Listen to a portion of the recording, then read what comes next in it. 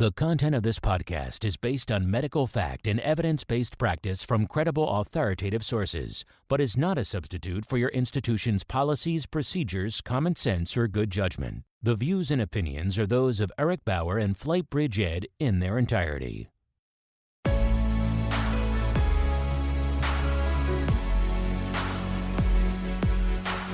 This is the FlightBridgeED Podcast. Critical care and emergency medicine education for nurses and paramedics. Now, here's your host, Eric Bauer. Hey everybody, this is Eric back with you, coming live from AMTC 2016. We have Branden from EMSPOCUS with us. How you doing, buddy? I'm doing great. Thanks for having me. Yeah, we've been wanting to get together for quite some time. Actually met up at EMS World Expo and spent some time together talking about, and he was kind enough to show me quite a bit of cool stuff with ultrasound, something I can't really say that I'm an expert in, and so very intrigued by the subject and kind of the application to the transport environment and HEMS in general. So met up again here at AMTC and thought we would do a podcast on this topic. We've got listeners all over the world, and I thought, he's done such an amazing job with this concept coming up. Just the name, EMSPOCUS is pretty cool, and I know he's done a lot for progressing that in our industry. So why not have you on and kind of ask you some questions and Sure. Yeah. So can you kind of give us some background on how this started, where you came up with the idea, and kind of some background? So basically, this is just a group of a few of us. None of us had really any exposure to ultrasound in the past before. We met at SMAC in Chicago about a year and a half ago, and all kind of saw some of the potential more in the hospital field and thought, well, wait a minute, there's some really good stuff here. This is fairly simple, a lot of easy to get data that we can act on, so why aren't we doing this in the field? So came home, just kind of had some conversations on Twitter. It turned into a group chat and kind of just snowballed from there, and somehow it's actually still going. Yeah, that's cool. Yeah, so SMAC in Chicago, I was there. I was only able to be there about a day. But so that's cool. I think that's the neat thing when you think about how these things start. Very very similar to how I started FlightBridgeED. It was just kind of an idea and got excited about something. But were you did you kind of go through a doubting stage where you really didn't know if it was gonna take off? Or Oh yeah, and it's kind of a constant doubting stage. Even now, it's just it's taken on a life of its own. We didn't expect this to really go anywhere to start with at all. A couple weeks from now, we'll probably get into other stuff, forget about this. But we've been able to kind of keep at it and gain interest, and we just kept rolling with it. And EMS World's been a great help with us. They've had us out to the expo. They've published a few articles I've written. So yeah, I did read that article, and we can put that in the show notes. I don't know if you have a copy that you can send me where we can put it in the show notes, or absolutely. I can find it, I'm sure, on the web. I have a hard copy of it, and we can have everybody read it. I thought it was a really good read. Thanks. I think the key thing with a venture like this is consistency, and if you believe in something and you work it and you continually surround yourself with people that are gonna help you. That's why I wanted to have you on here. Is that I find that it's hard to build something like this, and you need those people that believe in what you're believing and that can help foster collaboration. So that's awesome that you have kind of stayed steadfast and just don't give up. You're going to have ups and downs. You're going to have times where you doubt. But I think if you just continue and you continue to come to conferences like this and you put yourself in the position to constantly teach, it'll happen. And I think you've already done that. Oh, absolutely. That's yeah. Cool. So can you give us kind of some background on the application, where you see the application, and then kind of touch on the diagnostic ability in transport? Sure. So honestly, as far as what you can do with it, it goes as far as you want to go with it. You can do hundreds, thousands of different things with it. One of the things we really focus on when we do our classes and stuff is called the rush exam. which is basically to differentiate the cause of shock in your patient. You're not really sure why this patient's blood pressure is low. So it really just says kind of a quick review of the systems, whether it's to find bleeding, to find low fluid volume, poor heart function, whatever it is, it's going to reveal that to you. So instead of playing this game of, well, we'll give some fluid, cross our fingers, okay, now we'll try this, cross our fingers, you can jump straight to step C if that's what needs to be done. Awesome. So is that something where you just immediately go through the chest and the abdomen? Do you identify the make sure you don't have any IVC collapse? Right. So you look at the IVC, the aorta looking for aneurysm, looking at the heart for function, any pericardial effusions, looking at the lungs for pneumothorax. Then you go at, the FAST exam is part of that as well, looking in the belly for free fluid. Okay. All right, and so where do you see this? Do you see this mainly in the HEMS environment, or I know I've heard of some ground providers, pretty progressive ground providers, utilizing ultrasound in transport? Right. I think like most of the new diagnostics and things like that, HEMS is going to probably be an early adopter, but by no means do I think it's appropriate only for HEMS. I think all ground providers should have it as well, but I think you'll see it more in HEMS first. Okay. But Howie Mell down here in North Carolina, he does have ultrasound on his ground units right now that they're trying. Okay, Dr. Howie Mell, yeah. So if you haven't never heard him, he's a big player in the FOAMed community, excellent speaker, and I do know that he really supports your endeavor. So talk about like the different equipment that's available, and maybe the cost. How can the standard smaller agencies maybe apply this technology?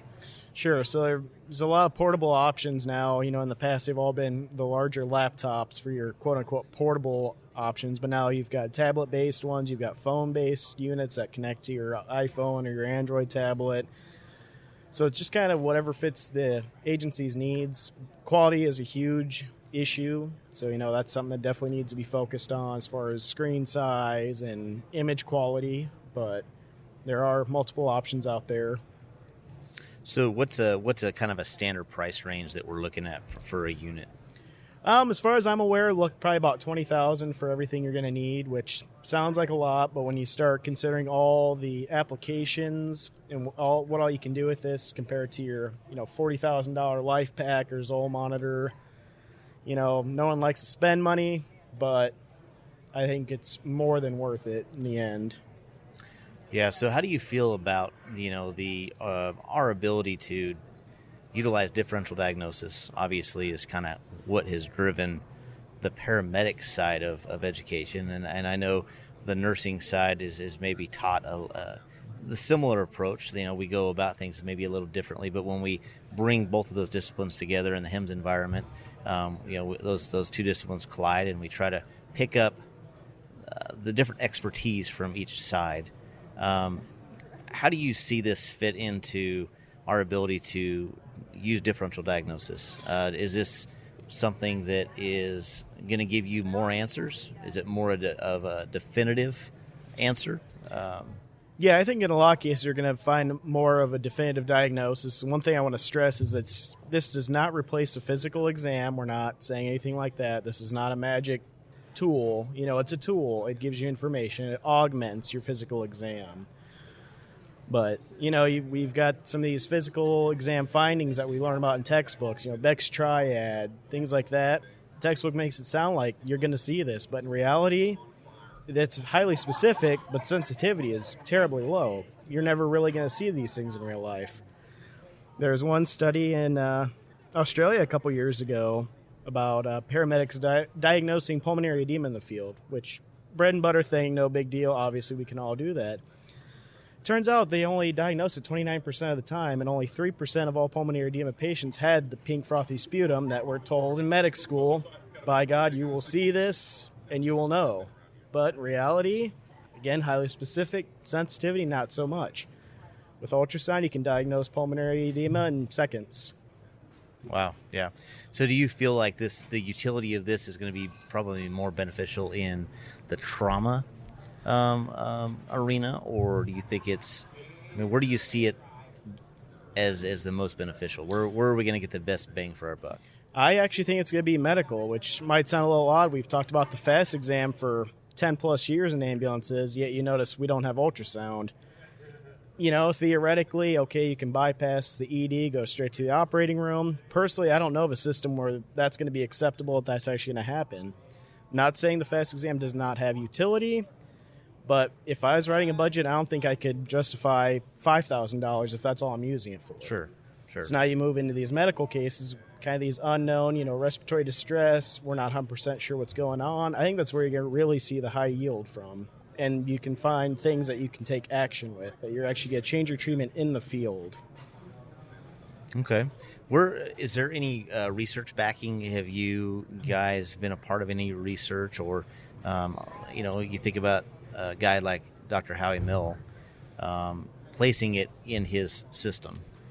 How did he get that through? And what type of education is needed to train your staff?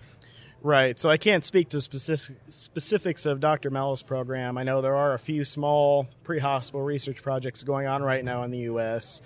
Overall, like anything else pre-hospital, the data is a little bit sparse, but if you start branching out, looking at, medicine as a whole, there is a ton of data supporting this.